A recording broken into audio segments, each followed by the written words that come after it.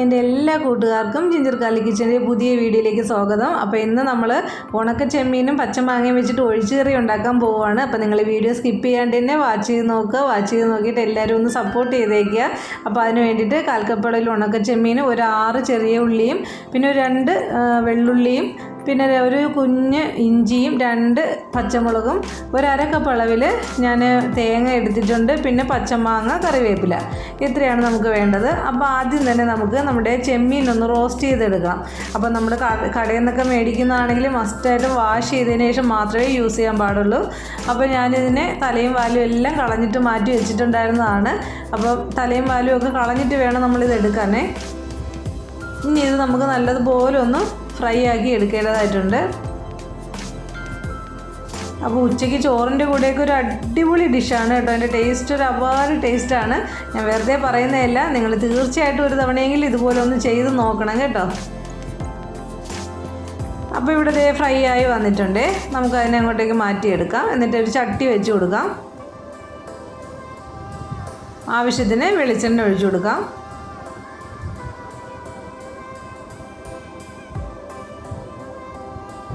അപ്പോൾ നമ്മുടെ വെളിച്ചെണ്ണ ഒന്ന് ചൂടായി വരണം.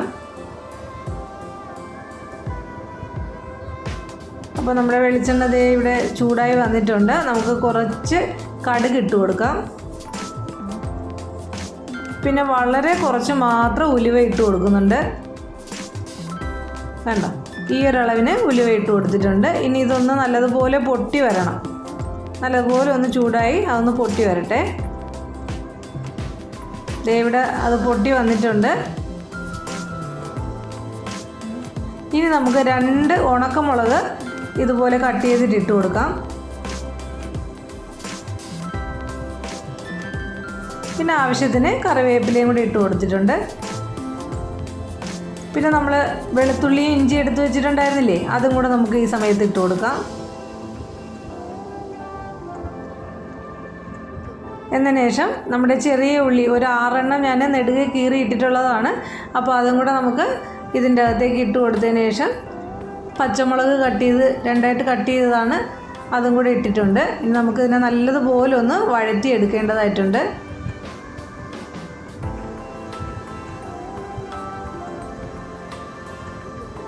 ഇതൊന്ന് വഴണ്ടി വരുന്ന സമയത്തേക്ക് നമുക്ക് കുറച്ച് ഉപ്പും കൂടെ ഇട്ട് കൊടുക്കാം.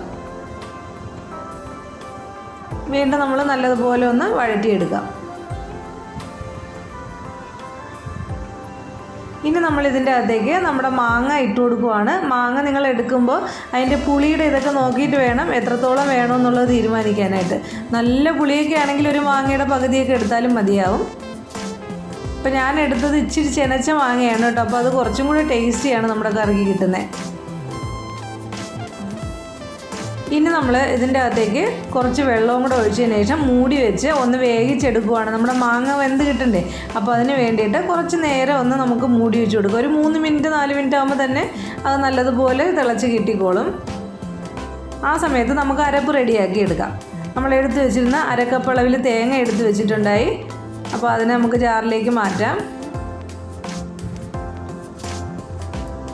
ഇനി നമ്മൾ ഒരു 3/4 ടീസ്പൂൺ അളവിൽ മല്ലിപ്പൊടിയാണ് ഇട്ട് കൊടുത്തിട്ടുള്ളത്.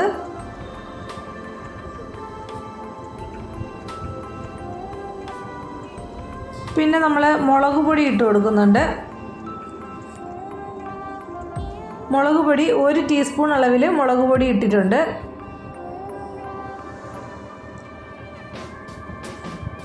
അപ്പോൾ കാശ്മീരി ചില്ലി പൗഡർ അത് വേണമെങ്കിൽ നിങ്ങൾക്ക് ആഡ് ചെയ്ത് കൊടുക്കാം. എരിവുള്ള മുളക് പൊടിയും മറ്റേതും കൂടെ മിക്സായിട്ട് വേണമെങ്കിലും ഇട്ട് കൊടുക്കാവുന്നതാണ്. പിന്നെ കുറച്ച് മാത്രം മഞ്ഞൾപ്പൊടി ഇട്ട് കൊടുത്തിട്ടുണ്ട്. ഒരു 1/4 ടീസ്പൂൺ അളവിൽ മഞ്ഞൾപ്പൊടി ഇട്ട് കൊടുത്തിട്ടുണ്ട്. ഇനി നമുക്ക് കുറച്ച് വെള്ളം ഒഴിച്ചതിന് ശേഷം നല്ലതുപോലെ ഒന്ന് അരച്ചെടുക്കാവേ. അപ്പോൾ ആ സമയം കൊണ്ട് നമ്മുടെ ഇതേ മാങ്ങ എല്ലാം വെന്ത് വന്നിട്ടുണ്ട്. കണ്ടോ, അധികം സമയമൊന്നും വേണ്ട മാങ്ങ വെന്ത് കിട്ടാനായിട്ട്. ഒരു 3-4 മിനിറ്റ് ആകുമ്പോൾ തന്നെ വെന്ത് കിട്ടിയിട്ടുണ്ട്. അപ്പോൾ നമ്മൾ അരച്ച് വെച്ചിരിക്കുന്ന അരപ്പും കൂടി ഇതിൻ്റെ അകത്തേക്ക് ഒഴിച്ചു കൊടുക്കുന്നുണ്ട്. എന്നിട്ട് നല്ലതുപോലെ നമുക്ക് എത്രത്തോളം നമ്മുടെ കറിക്ക് ലൂസ് വേണമോ അത്രത്തോളം നമുക്ക് വെള്ളം ഒഴിച്ചു കൊടുക്കാം. നമ്മുടെ മിക്സിയുടെ ഇതിൽ അരപ്പ് ബാക്കി ഉണ്ടാവുമല്ലോ, അപ്പോൾ അതിൻ്റെ അകത്തേക്ക് കുറച്ച് വെള്ളവും കൂടെ മിക്സ് ചെയ്തതിന് ശേഷം നമുക്കിത് നല്ല ലൂസായിട്ടാണ് വേണ്ടത് കേട്ടോ. ഒരുപാട് കട്ടിക്ക് ആയാൽ കഴിക്കാനൊരു സുഖം ഉണ്ടാകത്തില്ല. അപ്പോൾ എത്രത്തോളം ചാറ് നിങ്ങൾക്ക് വേണോ അത്രത്തോളം വെള്ളം ഒഴിച്ചു കൊടുക്കാവുന്നതാണ്. ഞാനിപ്പോൾ ആവശ്യത്തിന് വെള്ളം ഒഴിച്ചിട്ടുണ്ട്. ഉപ്പൊന്ന് നോക്കിയതിന് ശേഷം ആവശ്യമെങ്കിൽ കുറച്ചും കൂടെ ഉപ്പിട്ട് കൊടുക്കാവുന്നതാണ്. ഇത് വീണ്ടും ഒന്ന് ഇളക്കി. ഈ സമയത്ത് നമ്മൾ ചെമ്മീനൊന്നും ഇട്ടിട്ടില്ല കേട്ടോ. അപ്പോൾ ഉപ്പും കൂടെ ഇട്ടതിന് ശേഷം നല്ലതുപോലെ നമുക്ക് ഇതുപോലെ അങ്ങ് മിക്സാക്കി എടുക്കാം. അപ്പോൾ ഇതൊന്ന് ചൂടായി വന്നിട്ടുണ്ട്. ഈ സമയത്ത് നേരത്തെ നമ്മൾ വറുത്ത് വെച്ചിട്ടില്ലേ ചെമ്മീൻ, അതും കൂടെ ഇട്ട് കൊടുക്കാവുന്നതാണ്.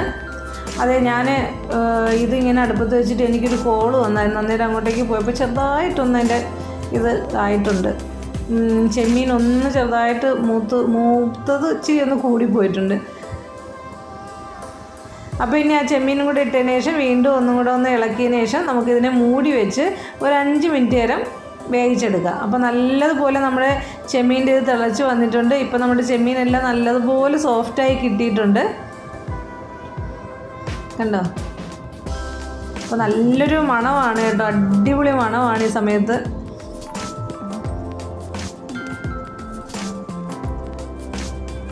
അപ്പോൾ നല്ലതുപോലെ ഒന്ന് ഇളക്കിയതിന് ശേഷം നമുക്കിതിൻ്റെ അകത്തേക്ക് ഇനി ആവശ്യത്തിന് കറിവേപ്പിലയും കൂടെ ഇട്ട് കൊടുക്കാം.